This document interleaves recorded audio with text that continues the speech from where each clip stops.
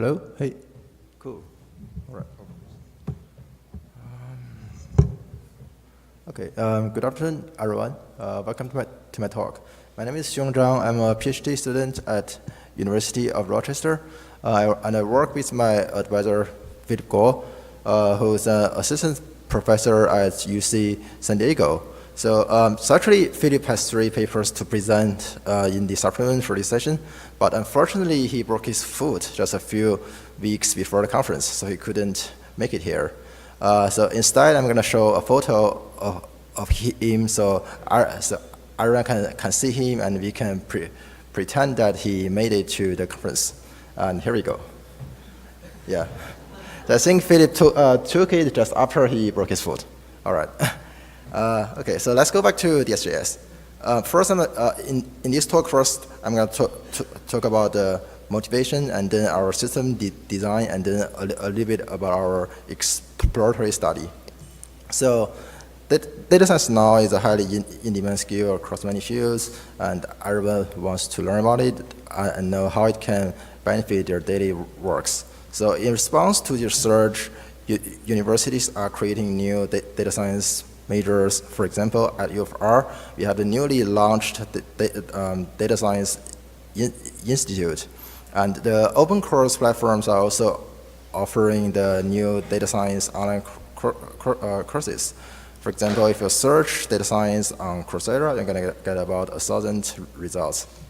And there are also a lot of data science bootcamps. So while people are teaching these courses, the tools they usually use are mostly production-grade tools. For example, if they prefer the desktop IDEs, they can use like MATLAB or RStudio, or if they prefer the web-based notebooks, they can use, for example, the Jupyter notebook, or they can even use more general tools like a text editor and a debugger. So while these tools are definitely useful and powerful for professional users, we think there might be some limitations of using them for teaching, because they were not designed for teaching scenarios in the first place. So we identified them into the main 3 categories. First one is called extrinsic software complexities. That means the students need to install the tools before they can actually start using them, and they need to configure it. And sometimes it could be time-consuming, especially if they are not from the CIS background. And after they have installed configure tool and start playing with the code, they usually find it hard to understand the chain functions. For example, in the code example we have here, when the student is running the code, you can only see the inputs and outputs of the code, but not the results in the middle. So of course, you can still break the whole chain and make some sub-expressions to see the intermediate results, but we think there should be some more elegant ways to do so. And while the student is working on an assignment or their own projects, they usually need to download the data from a website and then use it or import it to another tool. But in that way, the data is far removed from its original context. So in an assignment, the instructor usually needs to write some extra text to explain the region or the formats of the data. So by looking at these limitations, we realized that all of them stem from the fact that currently the students need to bring their data into the tools. That means people first need to download data from a web page and then import it to their tools. But then we got the idea of, can we do things from the opposite direction, which is saying, what if they could instead bring a lightweight tool directly to their data? So that means, since we already have the web page with the data sitting on it, can we bring a lightweight tool or embed the tool into the page so that the user can do anything they need to do within the current page? And by exploring this idea, we built a tool called the DS.js. Okay, Next, I'm going to talk about the system design of our tool. And here is an overview of what you can do with DS.js. I'll first go through the main features real quick, and then we'll go through more details in the next few slides. So first, by looking at arrow A, you can see you can activate DS.js by just clicking on a bookmark on your bookmark bar, and then DS.js will start looking for the tabular data size at part B, and then it will put small JavaScript IDEs at part C, and then user can start writing code in the IDEs and seeing the results for table manipulation or visualization. And the arrow E is showing that all the user's code will be stored and updated into DUIs so that the user can use it to share with others. Okay, so first you can install DS.js as easy as drag and drop a bookmarklet. So we implement as something like a bookmark. So you can just draw it to your bookmark bar, and then you're all set. So by clicking on the bookmarklet on your bookmark bar, you can activate DS.js, and then it will start looking for the tabular data size within the current page. Currently, we support two kinds of tabular data size. One is the CSV or TSV files. The other one is the HTML tables. So after DS.js finds any data size within the page, it will put a small button saying append DS.js editor just next to the dataset. And by clicking on the append button, DS.js will first parse the dataset into a special JavaScript object, and then it will put the small JavaScript IDEs next to the append button. And each IDE includes a JavaScript editor along with an output pane. So now the user can start writing code in the editor and seeing the results from the output. And while the user is typing, DS.js will store all the user's code and their states into the URL. So whenever the user wants to share with others, they can just copy the URLs and send it to others, and the other people can open the same page with the URL and click on DS.js to restore all the context. So you mentioned that DS.js will parse the dataset into a special JavaScript object, and that one is actually something we call a DS-table object. And DS-table is a minimalist JavaScript API for table manipulation and visualization. And here's a table of what you can do with the DS-table library. As you can see, you can do some basic manipulations, or you can do many visualizations based on the table.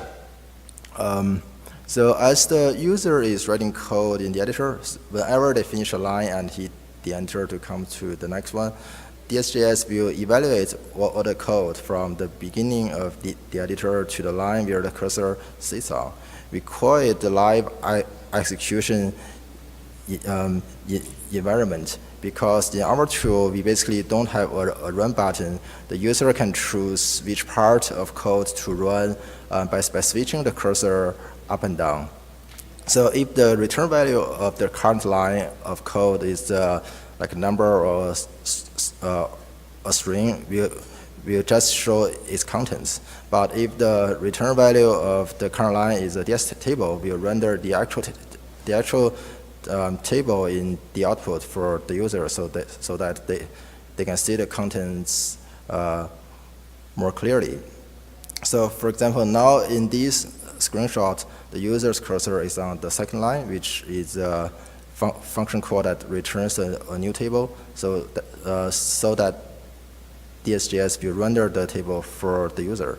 And now if they move the cursor to the third line, which is a function call to create a bar plot, and in this case, DS.js will render the visualization for the user.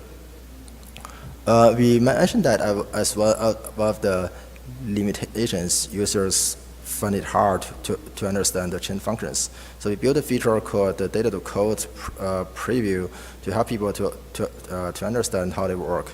And here I have the same code I showed before. So by using the code to preview features, code to data preview features, the user can click on each part of the function chain and see what will happen after they call it. So if they are previewing the drop columns function, they can see that the column rank will be crossed out or deleted from the table T1 after they call this function. And when they are previewing the var function, they can see that this function is filtering the rows based on the condition they provide. And when they are previewing the group function, they can see that this function is doing accounting based on the column team. So by using this feature, the user doesn't need to break the whole chain to see the results in the middle. And we also provide another feature that is called a data to code preview. So basically, we want to use it to provide in-context suggestions on the functions to use. So remembering that we will render the table for the user if the return value of the code is a DS table. And that table is also a clickable table. So by clicking on the cells, we will show their suggestions on the functions based on the context. So if they click on a single cell, we will show them the functions for a single cell. And if they click on the table height to select a whole column, we will show them more functions for a single column. And of course, if they click on more columns, we'll show them more functions for multiple columns. For example, the line plot function will only show up after they click on two columns, because this one requires two arguments. So these are all the main features we built in DS.js, and here is the diagram of how we can put everything together into a cycle of occurring data, performing analysis, and save states, and share with others. So for occurring data, we built the automatic detection for tabular datasets. For performing analysis, we built the DS table. We provide the live execution environments along with the visual outputs. We also have the code data and data to code previews. And we also encapsulate the user's code into DLL, and the user can use it to share with others. And the user can do all the things within the browser, within the current page. So after we built DS.js, we wanted to know, can DS.js help the real users to create original analysis, and how they compare it with other tools? And to answer these questions, we did exploratory study with 8 subjects. 4 of them are undergraduate students, and 4 of them are graduate students who have TA experience. So the procedure for each study is that we use the first 10 minutes as a tutorial, and then we use the next 30 minutes to ask them to do an open-ended study based on the page we provide them. And then we use the last 20 minutes to do an interview. And here are some screenshots of the web pages we provide them. So basically just to give you a feel of how they look like. Here is one with a bunch of CSV links, and here is one with HTML table. And from the studies, we found that all users were able to install and use DS.js without any problem, and they can all do some basic analysis, and some people with more experience can do more fancy stuff. And from the interviews, users showed interest and excitement to DS.js. They mentioned that the zero installation is convenient. One of the subjects mentioned that it would be useful for instructor doing in-class demos. And the users think the automatic parsing is handy. As they mentioned that I did not even know how to parse an HTML table in the first place. And also users think the bidirectional previews are useful, and they think the sharing via URL is intuitive. All right, so to summarize this project, we first identify 3 limitations of using the production-grade tools for teaching data science, and then we built DS.js to address these limitations. So for extrinsic software complexities, we built DS.js to be a zero installation tool. To help people to understand the chain functions, we built the code to data previews. And then to address the problem that the code data and exposition are separated, we built DS.js to be able to be embedded into any page, and we encapsulate users' code into the URL. And by building DS.js, we think it points to a future where the entire web can be used as a substrate for people to learn data science. That's all. Thank you. Thank you for coming. Yeah. So if you have any questions, I'd like to answer them all.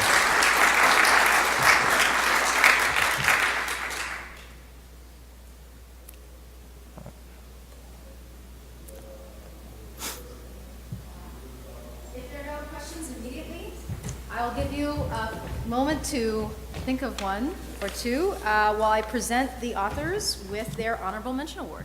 Oh, thanks. Yeah. So this is, congratulations.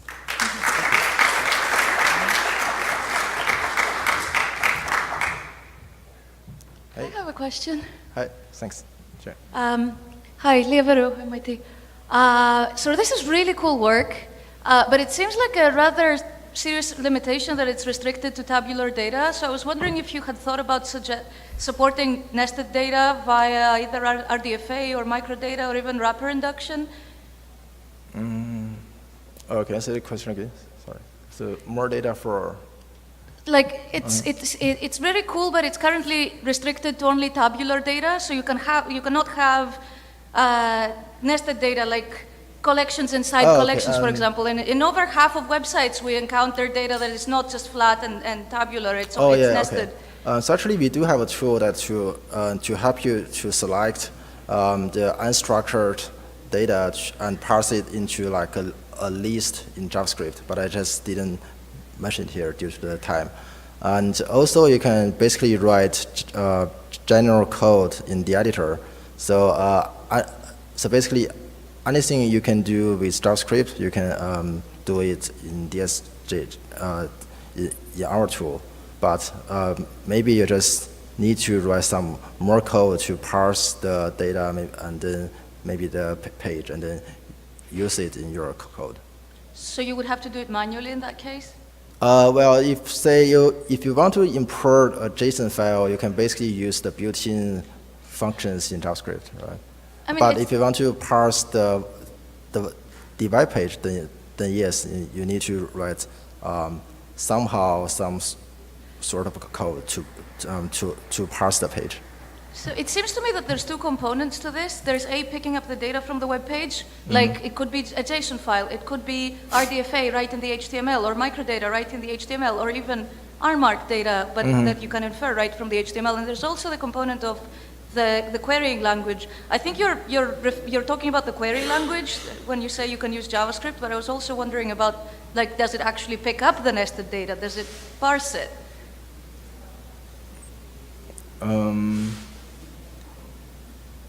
Yeah, I think you can definitely parse any kind of data with the proper libraries. You can actually import the external libraries to our tool, and then you can parse all kinds of data.